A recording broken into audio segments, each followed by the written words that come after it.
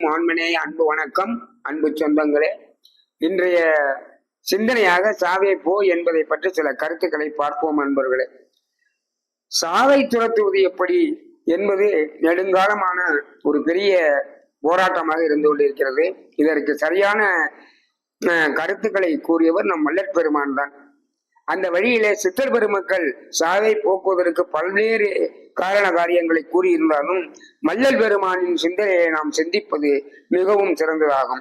முதலாவது, அதாவது சாவே போ என்பதை பற்றி பார்ப்பதற்கு முன்னால வேகாக்கால், போகா புனல், சாகா தலை என்பதை பற்றி நாம் சிறு விளக்கத்தை பெற்றுக்கொண்டால் இதை எப்படி நாம் நம் வாழ்வில் பயன்படுத்தலாம் என்பது எளிமையாக புரியும். முதலாவதாக சாகா தலை என்பது பற்றி பார்ப்போம்.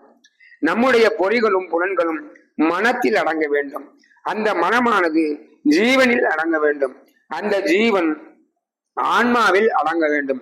இவ்வாறு செய்யும் பயிற்சியால் நமது உடலானது இறை அனுபவம் பெற தயாராக இருக்கும். இப்போதுதான் நமது ஆன்மா கடவுள் நிலையிலிருந்து அம்மயமாகும் பக்குவத்தை பெறும். இது தலையில் நிகழ்வதால் தலையாய செயல் ஆகும். அப்படி என்றால் அந்த நிலையை கடவுள் நிலையறிந்த மயமாகும் நிலையும் ஆகும். மேற்படி நிலையை அடைய நமது கால் என்னும் காற்று வேகாமல் இருக்க வேண்டும். வேகாமல் இருத்தல் என்றால் அதி உஷ்ணம் அடையாமல் இருக்க வேண்டும். அதாவது அதி உஷ்ண காற்றை குளிர் காற்றாக மாற்ற நாம் தெரிந்து கொள்ள வேண்டும். அதி உஷ்ணம் என்பது கெட்ட மனநிலைதான். அது எப்படி வருகிறது?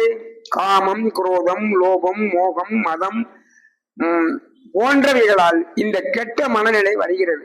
இந்த கெட்ட மனநிலையை போக்கிவிட்டால் கால் குளிர்ச்சி அடைந்து விடும். போகாப்புணல் என்பதை பற்றி அடுத்து நாம் பார்க்க வேண்டும். இது மிக மிக முக்கியமான ஒன்றாகும். மனிதனின் விதியை நிர்ணயம் செய்வது இதுவே ஆகும். ஒரு மனிதன் மரணம் அடைவது, மரணம் அடையாமல் வாழ்வதும் இந்த புனல் என்னும் உயிர் நீரே ஆகும். இதுதான் விந்து ஆகும். நமது ஆற்றலை வளர்க்கும் அபரிமிதமான சொத்தும் ஆகும். இதனை திருமூலர் விந்து ஜெயம் என்று பாடுகிறார். நம் வள்ளற் பெருமான் நித்திய கர்ம விதியில் சம்சாரிகள் 16 நாட்களுக்கு ஒரு முறை இணை இழைத்து வைத்துக் கொள்ள வேண்டும் என்கிறார். எனவே நண்பர்களே, சாகாத்தலை, வேகாக்கால், போகா புனலை நன்கு புரிந்து கொண்டால் அதுவே சாகா கலை, மரணமில்லா பெருவாழ்வும் ஆகும். வெற்றி நிச்சயம். வாரீர் அன்பர்களே, பயணிப்போம். அருள் பெரும் ஜோதி, அருள் பெரும் ஜோதி, தனி பெரும் கருணை, அருள் பெரும் ஜோதி.